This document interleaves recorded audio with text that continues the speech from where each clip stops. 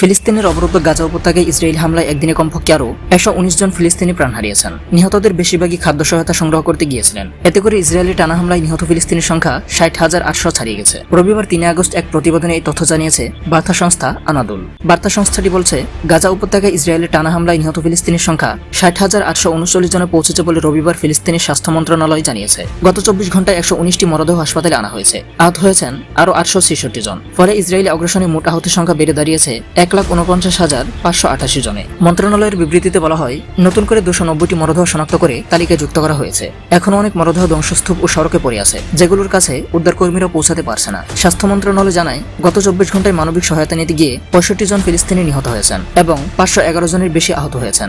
চলতি বছরের 27 মে থেকে এখন পর্যন্ত সহায়তা নিতে গিয়ে নিহতের সংখ্যা দাঁড়িয়েছে 1487 জনে এবং আহত হয়েছেন 10,578 জনেরও বেশি। যুদ্ধবিরতি ভেঙে গত 18 মার্চ ইসরায়েল গাজায় আবারও হামলা শুরু করে। এরপর থেকে এখন পর্যন্ত 9,350 জন ফিলিস্তিনি নিহত হয়েছেন এবং আহত হয়েছেন 37,547 জন। এই হামলায় জানুয়ারিতে হওয়া যুদ্ধবিরতি ও বন্দী বিনিময়ের চুক্তি ভেঙে যায়।